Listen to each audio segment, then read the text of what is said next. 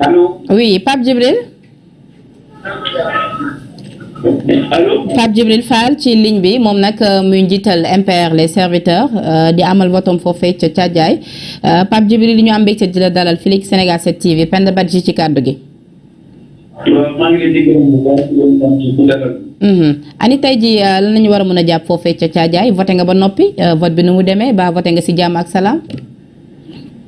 voté nañ si jàmm ak salaam. sant bu baax suñu borom moom ñu fekk may fekkee ak kàlla. di ñaan yàlla incha allah kenn ku nekk ci kanam yàlla suñu borom defal li nga xamante ni moom lañ si bëgg. mu dëppoo ak li nga xamante ni moom la Sénégalais di xaar ci ñu bëri tamit li ñu nemmeeku fii ci Dakar moo di ci yenn centre de vote yi bëriwul nit ñi wuy si wuñu torop est-ce que loolee am na foofee ca Thiadiaye. waa dégg-déggin bi moom dafa xaw a desandi tuuti waaye dama ni fii ci Dakar bëri na ci candidat yi lu ñuy wootee moo di askan bi nañ génn amal seen vote mu mel ni kon nit ñi dañoo toog seen kër. li nga xam ne élection bi ëpp engouement mooy élection présidentielle. élection législative. tamit bi engouement bi bëri na loolu benn élément la benn élément bi mooy ginnaaw tisbaar tamit di la ñuy di voté jëm 17 heures jëm 18 heures moo tax jamono boobu moom ci la ñuy permettre de voter dinañ participer lu ñu bëgg de pour fermeture des bureaux de vote. moo tax aussi ñuy demander à l'administration de prendre toutes les dispositions pour éventuellement bu prolongation bi am. mu mën a gérer les conditions d'éclairage ba nga xam ne nit ñi mën a demee ci vote. donc loolu benn élément la. loolu benn élément la beneen bi nga xamante ni bu am solo la.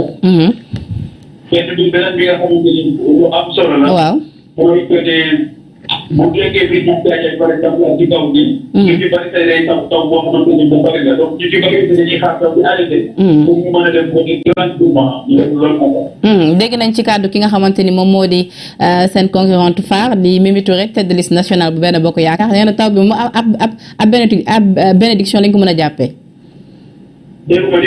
ma ni dégg nañ ci kàddu ki nga xamante ni moom moo di Mimi Touré di tête de liste nationale bu Benno Bokk Yaakaar mu jàppee taw bi ab bénédiction.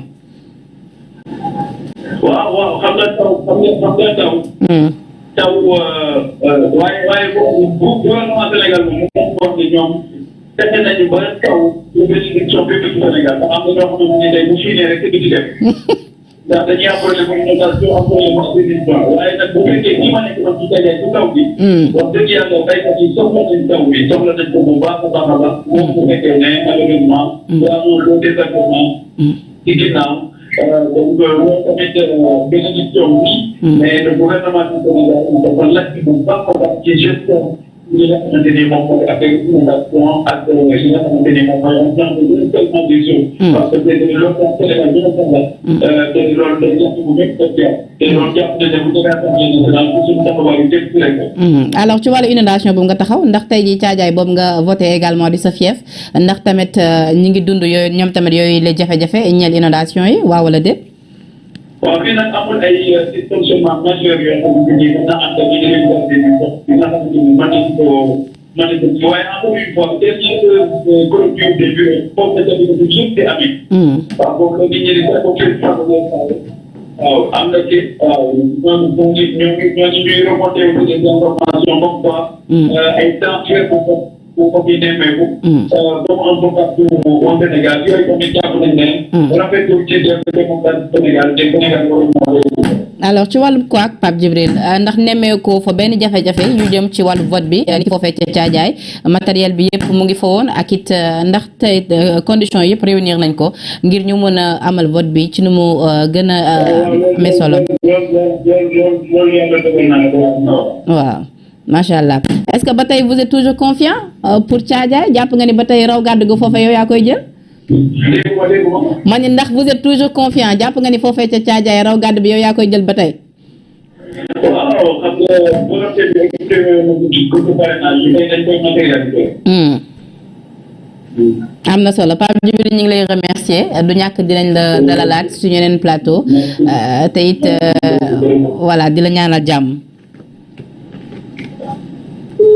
voilà mu doonoon kàddu ki nga xamante ni moo di Pape Djibril Fall donc mu mel ni foofee kon ca Thiadiaye Antoine Félix Diome bi nga xamante ni moom moo chargé wu des élections de l'organisation plutôt des élections mu mel ni kon amal na fa liggéey ba ca war ndax dégg nga ko ci kàddu mu ne wax dëgg na yàlla matériel beeg yëpp ñu ngi fa ek jamono jile kenn nemmeekoogu fa benn quoi rapidement nga réagir par rapport ak Pape Djibril Fall laata ñu ñëwaat fi ñu taxawoon à savoir foofee ci Guédiawaye ak kàddu yu fa ñu ay dara yëkkati. Voilà, donc par rapport à ce qui s'est passé à Guédiawaye, je pense que comme Malick Gakou l'a si bien dit, aujourd'hui on ne peut pas être juge et parti. Donc mënoo bokk par exemple mënoo nekk ministre nga yor ministère bi nga xam ne yow yaay organiser les élections ba pare nga bokk ci gouvernement ba pare bokk également ci parti au pouvoir. Donc je pense que l'organisation des élections dañ ko war a xoolaat dafa war a nekk benn affaire boo xamante ne dañ ko war a confier les ONG qui sont là comme l'ONG 3D waaw dañ ko war a confier les ONG bu ko defee au moins dina am benn transparence nit ñi seen xel dina dal. Donc après à savoir 3D ak société civile bi ñoom ñëpp société civile voilà société civile bi ñoom ñëpp société effectivement donc société civile bi yëpp ba ci ñun waa mouvement des jeunes du Sénégal gën a wane seen présence ñoom ñu gën leen dénk ay responsabilités ñu gën a doxal loolu nga bëgg a wax. Bon soo gisee lu tax ma ne ONG 3D parce que soo xoolee les élections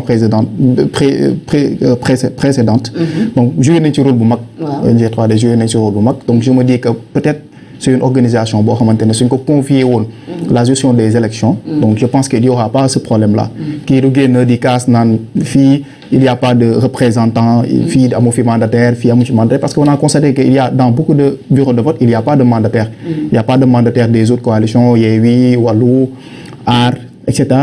Ils n'ont pas c'est des mandataires mais même Pape Djibril Fall mi wax sax am na ay bureaux de vote yu bari yoo xamante ne moom am fa mandataire donc votam pour ñu am ku ko contrôler carrément duñ ko am. Donc je pense que aujourd'hui cette organisation-là doit être confiée aux organisations de la société civile comme par exemple l'ONG 3D. Mais tey jii société civile boobu ngay wax dañ ko war a confier li nga xamante ni mooy organisation des élections gis na ki nga xamante ni moom mooy sa leader Ousmane Sonko daal di leen ñaañi ci ab sortie bi nga xam ne defoon na ko conférence des leaders bu Yewwi Askan Wi ne société civile lu yàq ci réew mi rek ñoom ñoo ko yàq kon jàppoon ni tey jii bu fekkoon ñoom jénk lañ leen ñu organiser li nga xamante ni mooy élection yi coow li du gën a bëri. Bon. Ak organisation société civile aussi bu ñu koy confier parce que toutes les organisations de la société civile ne sont pas les mêmes aujourd'hui il y a des organisations de la société civile affiliées à des partis politiques qui soutiennent des leaders politiques comme s'il y a des organisations aujourd'hui qui sont dans la société civile donc qui sont très neutres dans le cadre de l'organisation des élections et dans le cadre de ces organisations de société civile là il y a des ONG.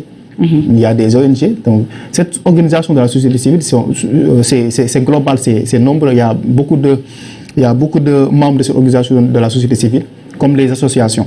Les associations font partie donc des organisations de la société civile.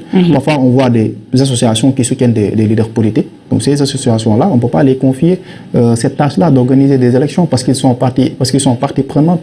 Ils ont donc des leaders politiques et soutiennent donc des leaders politiques.